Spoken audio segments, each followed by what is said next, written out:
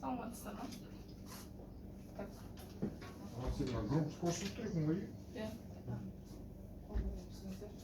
Мен мына микрофон түсіндіре тұрайын дейді шамам. Жоқ, микрофон қоса беріңіз, қазір нені уже бастай берейін. Енді кімдің бар қатысып тұр мына жерде, өзі нағыла берейік. Бастай бермейміз бе? Я сол бастай береміз, мына жерін анау қосып бастай берейік. Ал кімдің бар мына жерде? Все. Департамент экологии бар. Қазір управление кіреміз деген ол кісілерді кіру керек. Сол кісіні күте тұрамыз ба әлде? Бастай береміз. Сағат 4-те кіре беріңіз, бастай беріңдер деді ғой кісілер. Бастай берейік. Можно ба? Ну да, в целом. Департамент қарсы болмаса бастай берсек. Департамент экология қарсы емес пе, бастай берсек?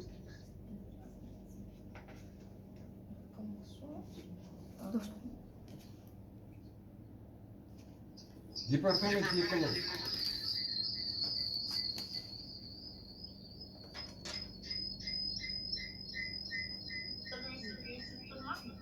Я естіп тұр.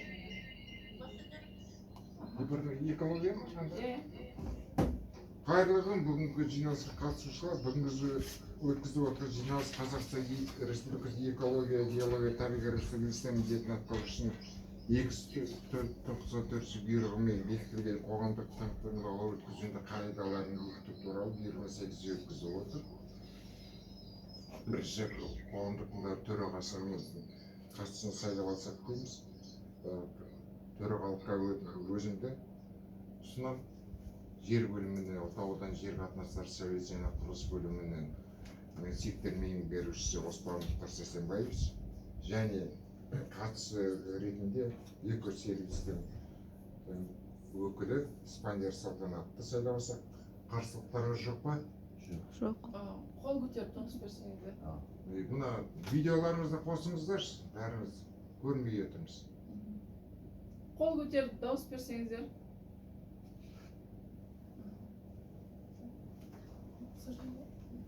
Айнагүл, көре алмай отырмыз сізді, қос көр. Көрінді. Мен көре алмай тұрмын.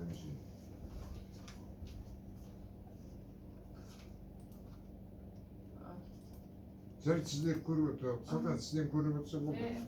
Енді қоғамдық тыңдаудың тақырыбы қайта өңдеуге қабылданған қалдық түрлерінің тізбесін кеңейтуге байланысты Қызылорда Құмкөл автотрассының 175 км-дегі мұнай қалдықтарын уақытша сақтау және кәдеге жарату учаскесін жаңғырту ықтимал әсерлері туралы есеп.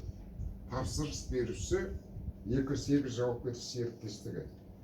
Так, енді қоғамдық тыңдаудың регламентіне тоқтала кетсек, баяндамасы 10-15 минут, сөйлеушілер, деушілер 3-5 минуттың беріп, үзіліссіз аяқтасақ деген ұсыныс келіп отыр. Осы регламентпен келіссеңіздер, қол көтеріп жіберсек. Мен ана кісілерді көре алмай тұрмын. Мына қол көтеріп нәшті түсірген.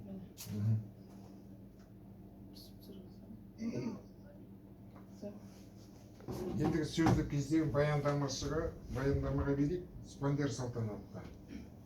Саламатсыздар ма, қоғамдық тыңдалымға қатысушылар.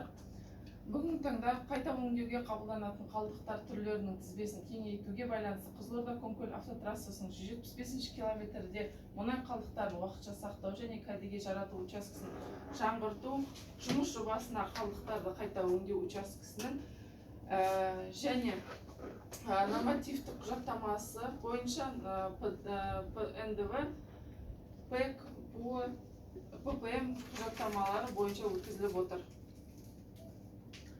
Жалпы оператор туралы қысқаша айтып кететін болсақ, оператор Экосервис жауапкершілігі шектеулі серіктестігі болып табылады.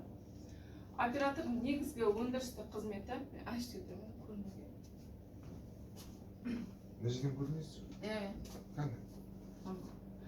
Оператордың негізгі өндірістік қызметі ол ластауларды жою қызметі үшін қалдықтарды жою, уақытша сақтау және кәдеге жаратушылардан қайта кәдеге жарату болып табылады. Оператордың объектілері ол мұнай қалдықтарын уақытша сақтау және кәдеге жарату учаскесі болып табылады.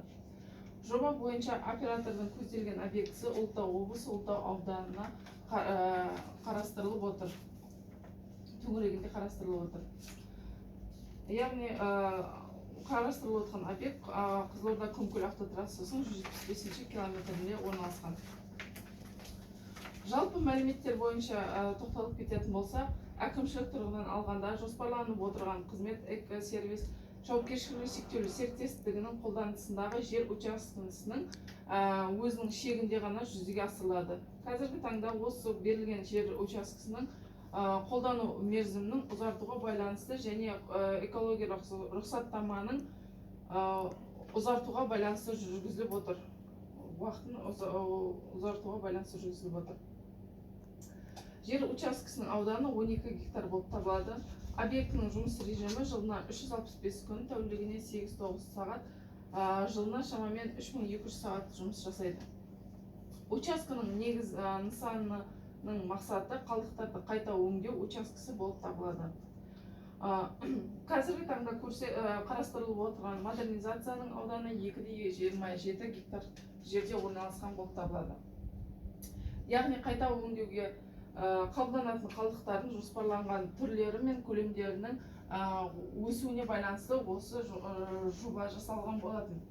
Яғни бұрғылау шламы қалдықтары, бұрғылау сұйық қалдықтары, мұнай шламдары, мұнай және мұнай өнімдерімен ластанған топырақтар, пайдаланылған майлар, минералдық май шамдары, майланған жоңқа, яғни промасленная ветошь, майлы фильтрлер, бояулғыш лактардың сыртқы қабықтары, химреагенттермен ластанған химреагенттердің металл қаптамасы және химреагенттердің пластик қаптамасы болып табылады. Және де қасиетті жойылған сақтау мерзімі өткен химреагенттер болып табылады. Дәнекерлеу электродтардың қалдықтары және пайдаланған аккумуляторлар, шиналар болып табылады. Тапсырыс беруші мен жобалаушы өкілдерінің қатысуымен өткен техникалық кеңестің шешімі бойынша қолданыстағы жер учаскесінің шекарасында ғана осы жоспарланып отырған модернизация жұмысы жүзеге асырылатын болады. Яғни осы қарастырылып отырған модернизация барысында жаңадан контейнерлер мен ангарлар орналастырылатын болады. Яғни жаңа айтып өткендей бояу қалдық қаптамасы, химреагенттер мен тардың қаптамасы, упаковка химреагентов, упаковка тары лакокрасочных материалов және де огарки сварочных электродов дейді ғой, соларды сақтаудың және өңдеудің, аккумуляторлардың өңдеудің жаңа контейнерлер, орындар қарастырылып отыр. Яғни осы орындарда осы территорияда жүзеге асырылатын переработкадан өтетін қалдықтар өңделетін болады, және де ол переработкаға жарамайтын қалдықтар уақытша сақталып, 6 айдан аспай басқа организацияға берілетін болады.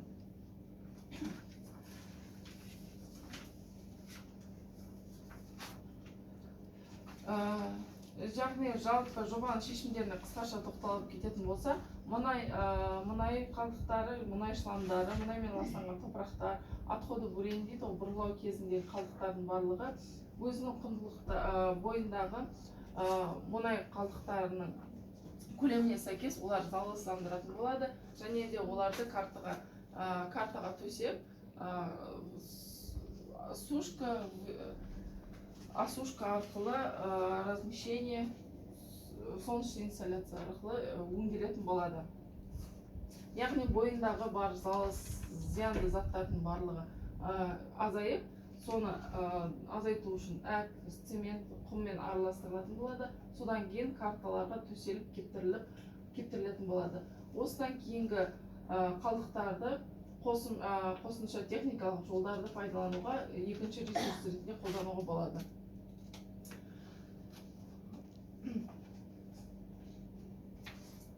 Барлық қалдықтар осы объектіге техникалық жолдар арқылы жеткізілетін болады.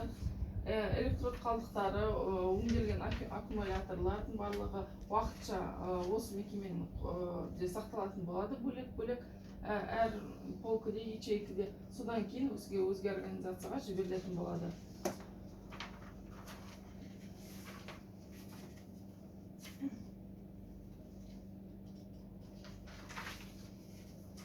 Жалпы осы жұмыс барысында атмосфералық ауаға, құрылыс барысында атмосфералық ауаға әкелетін көздерге тоқталатын болсақ, атмосфералық ауа ластаушы заттардың шығарылуы бойынша 6 уақытша ластаушы көз ұйымдастырылмаған ластаушы көздер болып табылады. Яғни құрылыс барысында ол жер жұмыстары, жерді тегістеу, дәнекерлеу жұмыстары, бояу жұмыстары және де инертный материалы дейді ғой, құм, шебен материалдарын алып келу барысында түзілетін выбростар болып табылатын болады. Бұл құрылыс барысындағы шығатын шығындылардың барлығы уақытша болып табылады және де жалпы алғанда құрылыс барысында 6 тоннадан аспайтындай выброс түзілетін болады атмосфералық ауаға. Әр шығатын көз ол железо диоксиді, марганецовое соединение және биорганикалық шаң шығатын болады және диметилбензол. Бұлардың барлығы шекті мөлшерден аспайды көрсеткіштері. Ал атмосфералық ауаға шығатын ластаушы заттардың осы учаскені пайдалану кезінде тоқтайтын болсақ, бізде жылына эксплуатация барысында 15 тоннаны құрайды жылына. Эксплуатация кезінде ангардың вентиляциясы, контейнердің вентиляциясы, қалдықтарды жағу пеші, май насостары және де карталар жұмыс жасайды. Солардың жұмысы барысында түзілетін ластаушы көздер ғана әсер етеді. Әр ластаушы көздердің жалпы алғанда шекті мөлшері өздерінің шекті мөлшерінен аспайтын болады.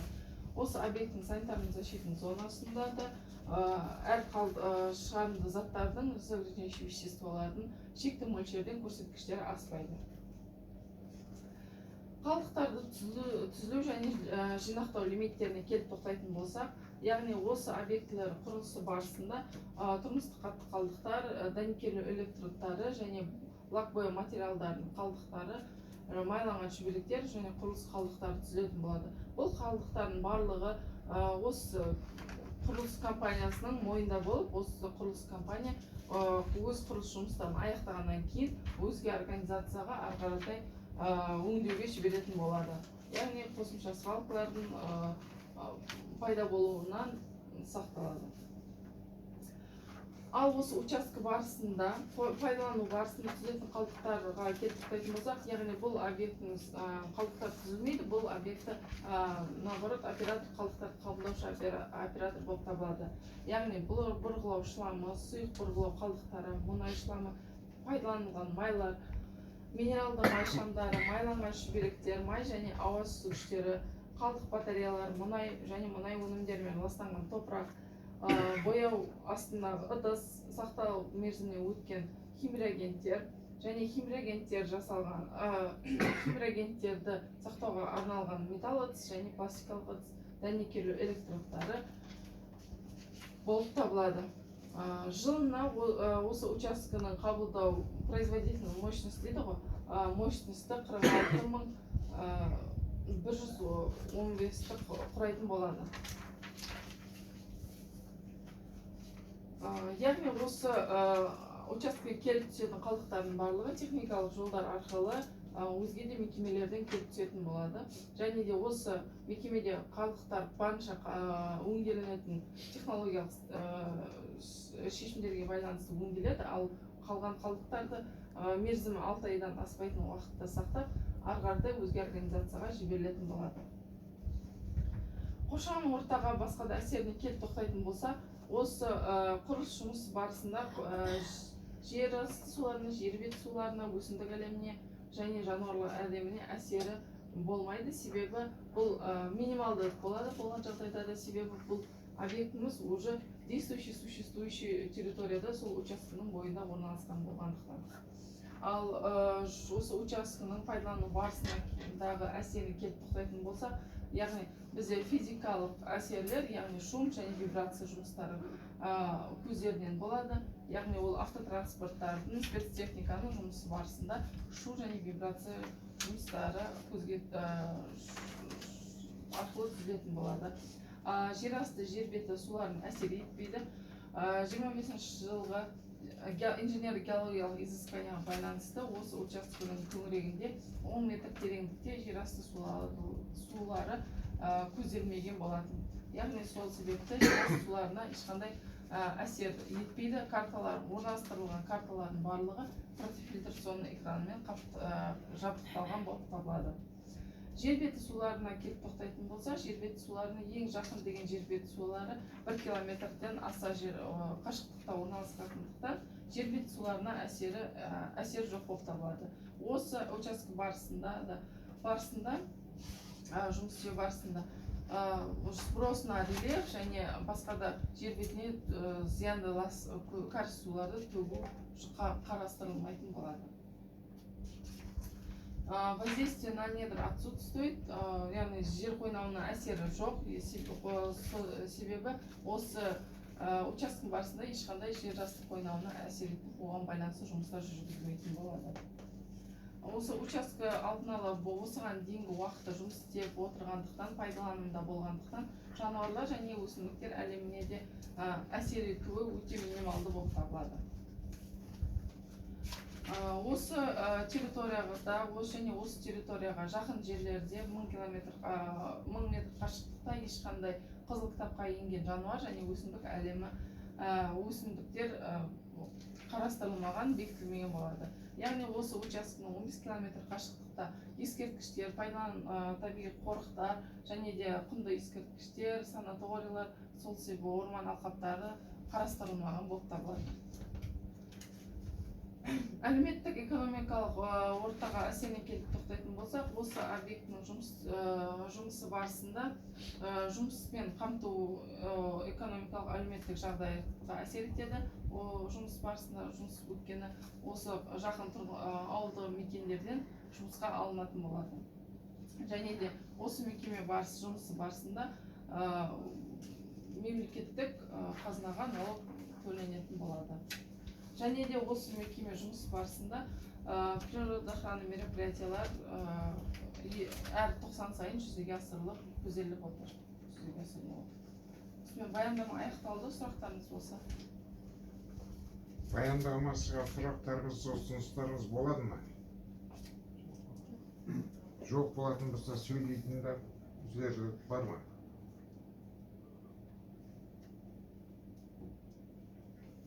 Жоқ па?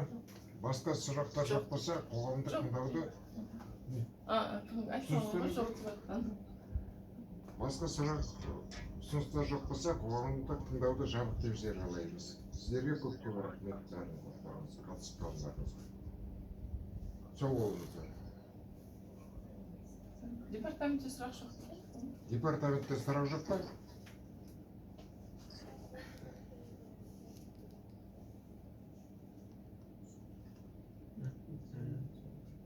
Диктофон, динамикті қосылшы.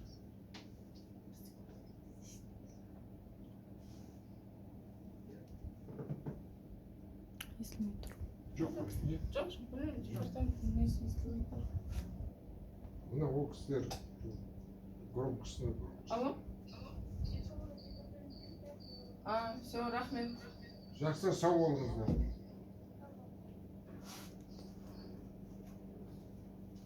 Все? Өйтті, қалай шығады? От, вообще.